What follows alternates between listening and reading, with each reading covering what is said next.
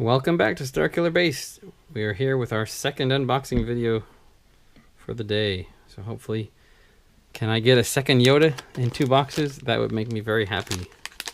He's a very cool guy. Let's start things off with a bang, shall we?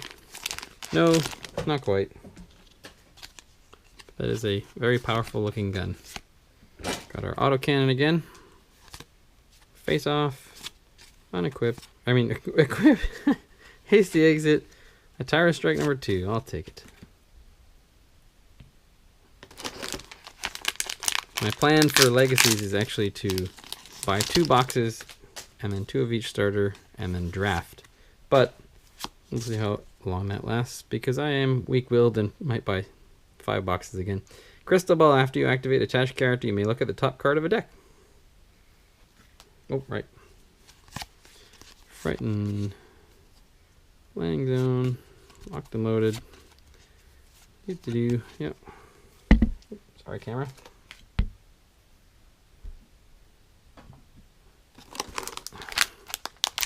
One good thing about the first 2 boxes is that you're always opening up stuff that you don't have.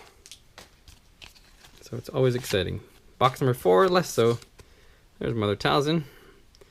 After you activate this character, you may reveal the top card of a player's deck. If it costs an odd number, turn one of that player's dice to any side. Very interesting. Although I'm still not sold on this odd number stuff. Seen most of these already. Yeah. Sure, there's some uncommons that I haven't pulled yet, but I'll flip through the packs a little bit faster, make this a little bit faster. Every time I see this die, I think it's Yoda, and then I realize it's just Qui-Gon shaving again. Comlink. Light 'em up. Dangerous maneuver and espionage. After setup, discard the top card from each deck. I guess in a mill deck, you'd be happy to do that because you're much better geared to get rid of the other 24 cards remaining in the person's deck than they are in yours. Well, looks like we got some Saw here. Saw Gerrera.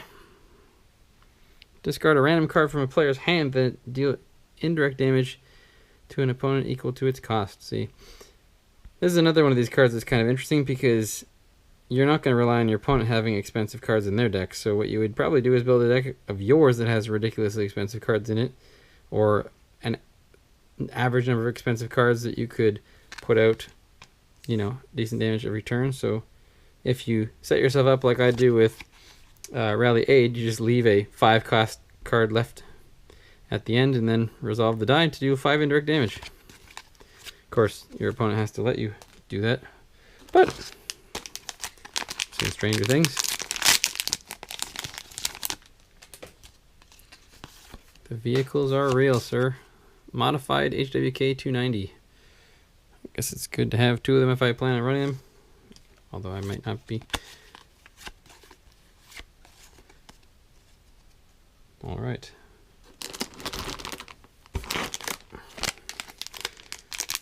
I'm always happy to see legendary characters.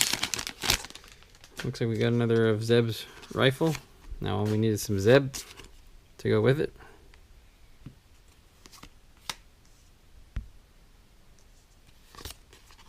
I'm gonna lay out my legendaries so I don't miss them this time because derp. Oh, I've got 2 die Newt now, although as I was saying with his ability, you probably don't want to run him 2 die because he'll be a giant target. But for 3 points, or 3 points, yeah, for an extra die, it's not terrible. Maz's Vault. Each player gains 1 additional resource during the upkeep phase. 0 cost. Of course, it doesn't have any effect on the original turn, and it helps your opponent as well, so that makes sense, I suppose. We got Forced Meditation again. Not to be confused with Forced Misdirection or Forced Training or Force this or Force that. Battle Fatigue, Strength in Numbers, Locked and Loaded, and Command Bridge again. Command Bridge is kind of cool. And it's not even unique, although I don't know how many non-unique characters you plan on running that you would need 2 of those. We got our second die for Ayla Sakura. That's cool. She looks really interesting.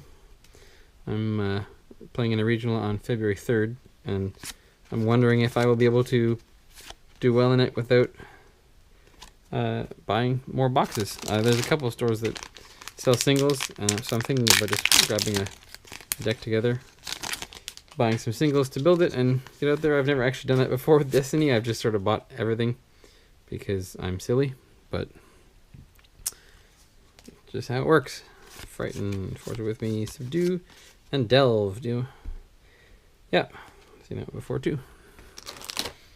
Gotta have some really expensive upgrades to make Delve work well. But that 5-cost ion cannon says hello. Gang up here again.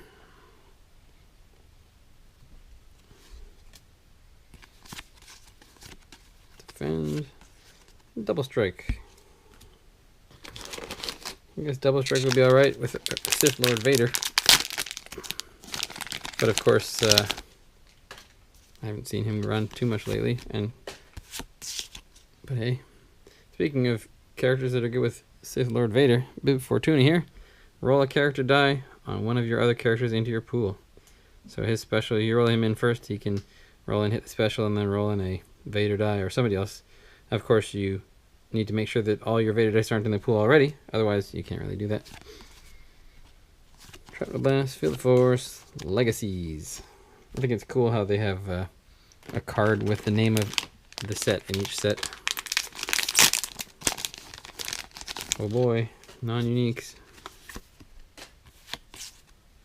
Dark Advisor. Man, you could really have a lot of cards in hand if you had multiple ones of these guys in play. Draw 3 cards, yeah. You could, well, you start with 5 cards on a turn. You could do this 3 times to draw effectively 6 more cards. That could be interesting with, well, I guess that wouldn't work because the special's on another character, so never mind. Preemptive Strike. Keep seeing all these damage dealing sides with Bazine Natal, and then you look at Bazine Natal and you say, yeah, she doesn't do a lot of damage. BT1. There's another Dr. Aphrodroid. Hanging out in the library. Crackdown. Field Force. Another lure. I don't know, that guy, that's Hera's dad. Hanging out on the planet, being a rebel. Oh, these exciting gray vehicles, oh boy. The Republic Cruiser. Only fancy people fly on Republic Cruisers, of course, which is why the non-unique matters. Subdue and Power Generator Trench. Many a fancy people have fallen down Power Generator Trenches or had hands fall down them. I don't think it's a happy place to be. I got another Hondo here. So we have 2 dice for him, which is alright. He's one of my favorite characters in Star Wars Rebels and whatnot. Like a specialist, superior position, profitable connections. Plots are pretty cool, I have to admit. Whew. That is a large damage die. I forgot about the 6th the 6th side. Ouch. Resistance Bomber. Bravado, Dive, Dangerous Maneuver, and Final Moment again. Very, very expensive Final Moment. I wonder if you could run that with that upgrade that lets you reduce the cost of the next event you play by 2, or an event by 2 rather. Looks like we got Archangel. After you activate this support, activate up to 2 of your other supports in the order of your choice. So the Archangel flies in and drops a bunch of droids on your head, I guess. Ice Storm. Mend. Heal 3 damage from a character, or remove 3 damage from a support. That is pretty good. Can throw in some Field Medic and some Mend, and you can stay alive forever. Oh, baby. It happened. It happened. Woohoo! I'm very excited to see 2 Yodas. He is a little dude. I wish that I picked up the spot gloss Yoda from packs now. I got Maul, which is cool. Actually, I haven't seen Maul yet in my 2 boxes, but Maul's a pretty nasty dude, and I'm looking forward to trying him out as well, especially if I get his lightsaber. Looks like we got some Force Wave, kind of an interesting one. It has 4 damage sides on it. Blue character only deal 3 damage to a character, deal 2 damage to another character, deal 1 damage to a third character. So, unfortunately, if you're fighting against Palpatine, you're doing 3 damage to yourself when you resolve the special, so you probably wouldn't play it out. But it's basically a repeatable thermal detonator in a way, so it's definitely nasty against the right decks.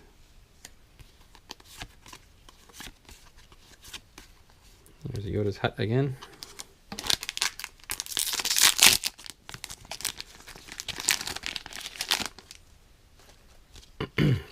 Looking forward to trying it. A whole bunch of stuff. Actually, like I said, I don't play on TTS very much, so I prefer the interaction of playing with friends in the local community. And while it's nice to play test and whatnot, my problem is I find that by the time sets and Destiny comes out, everyone's already decided what the best deck is, and then you get these decks where it's just 3 or 4 different decks in an entire regional, and then people start complaining that the entire top 8 or the top 4 is all the same deck, and they wonder why. I think that it would be nice if Ice Cobra waited until the official release to put them up there, but then people will probably just proxy them or something. I don't know. There's always somebody hungry enough to do it. We got Wedge Antilles. Power action. Turn 1 of your vehicle dice to any side. That is not bad.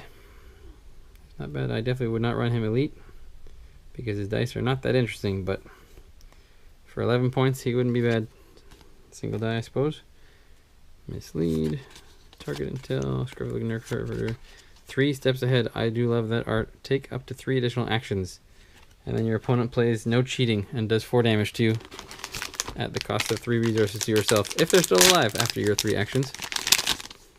I'm good. You know what's really good about getting 2 separatist landing crafts? Having no battle droids. That's kind of unfortunate. Sudden impact. Yeah, I've seen that one too.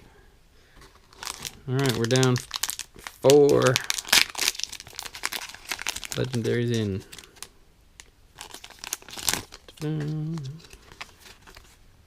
Camouflaged rifle. Deal 2 damage to a character or 3 damage instead if you control the battlefield. That is not bad at all. And it is hero. A little pricey, but 3 damage sides. One's a pay, one's a modified, one's a special. Hey, what can you do? Landing zone, defend, Cantina Brawl. I didn't realize Cantina Brawl was an uncommon. I guess that's okay. I don't think anyone's ever going to play it, but it sounds like fun. Palpatine Darth Sidious. I know, friend of the channel, Austin, is really looking forward to playing an Elite Palpatine with Death Trooper deck. Target practice well connected and snare. Play only if you have 1 or more exhausted characters. Exhaust a character. That could be really nasty. If you roll in first action and your opponent doesn't roll in his big guy because he wants to play an upgrade out or something like that, and then you spend 3 resources to exhaust it. Speak of the devil. We got our mighty battle droid. You ever wonder what you get for 6 points? Here's what it looks like. It's a battle droid. After you activate this character, if this die just rolled indirect damage, you may activate one of your other battle droids. Alright, so 50-50 shot of just going all in. It's pretty interesting. Roger, roger. Quick draw holster, explosive tactics. Discard the top card of a deck, then deal indirect damage to an opponent equal to its cost. So, again, if you're running a Saw Gerrera deck and you stack your deck full of expensive stuff, then playing explosive tactics might result in you doing 5 or 6, 4 or 5, let's say, indirect damage to an opponent. That's not bad. Roguish Charm again. Nothing to write home about, unfortunately. Bravado. The force is with me. Counter Strike. Free for all. Remove any number of your dice, then deal indirect damage to an opponent equal to the number of dice you just removed. So can you guess what kind of deck you build to put that in? A deck with lots of dice. Yes, sir. Sort of like a less restricted version of Fight Dirty, because it doesn't have to be, oh hello there, it doesn't have to be yellow dice. Well, I would say that I am happy with my pulls so far. We got Tarkin number 2 and Yoda number 2. That was a good 2 boxes. I'll take it. I'll have to send the guy at 401 Games a Christmas card. Or a Christmas cake. In Pursuit, play only if an opponent activated one or more characters during the last turn this round. Activate any number of your yellow characters in the order of your choice. I keep seeing cards like that and thinking that there's going to be a deck where you just run a whole bunch of non-unique yellow characters and just beat people up. That 3 Little Piggies deck could get really interesting. So what do we got here? A Jedi Partisan, who is a yellow non-unique character, but for the wrong side of the board there. Alter, Take Flight, Rumors, and Launch Deck. Yep.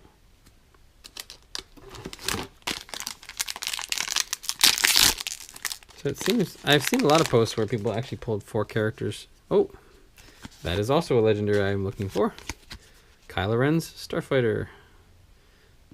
That one is going to be meta defining if you run a mono color deck. Choose a color, then reveal an opponent's hand and deal indirect damage equal to them equal to the number of cards in their hand that match the chosen color. Oof. You roll that in first action, and you can turn it into 4 or 5 indirect damage, and that's a 2-cost support. That's pretty ridiculous. Oh, Imperial Palace Coruscant. Look at an opponent's hand and discard a card from it. I was playing against a Rican Mill deck last week, and he was playing the discard a random card. This is actually even better. Or, I guess, if you use it against your opponent, it's better. If you get it used against you, not so much. Fragmentation Grenade. After this dies, resolve, discard this upgrade from play unless you spend 1 resource. Sort of like a Chance Cube, but better in a way, because Chance Cube you have to pay to roll it in. But the Chance Cube is thematic in that sense. That is a lot of damage sides, a lot of indirect damage sides, and it's quite cheap. I could definitely put you on the clock. Unless you roll ones all day long. Scrap Heap. After you discard 1 or more cards from an opponent's deck, you may exhaust his support to gain a resource. Hello there, Economy for Hero Mill. Oh boy. My life is complete now. I can run Elite Jar Jar.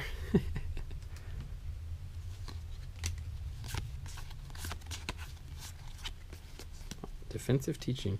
So I guess you could actually have 2 defensive teachings out and then have 5 shields on a character, on each character. Blue character anyway. I'm not sure that that will ever happen, but it could, and that's what's important. We got our Vibro Cutlass again. It's nice looking art on that one. I like it.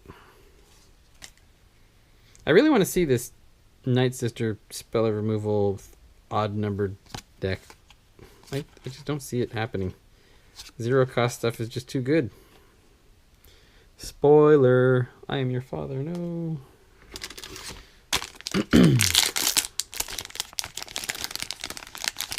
Let's see what we got here.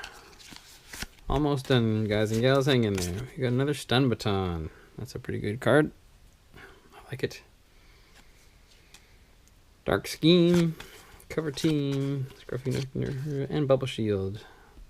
Bubble Shield. I wonder how many times people don't look thoroughly enough in their box and throw out the last pack. It would be sad if it happened, but inevitably someone has done it. E11 Blaster number 2. Law and Order, Dead, and Strength Through Weakness. Cool. Well, there you go. I am quite happy with my 2 pulls, or my 2 boxes there. There's the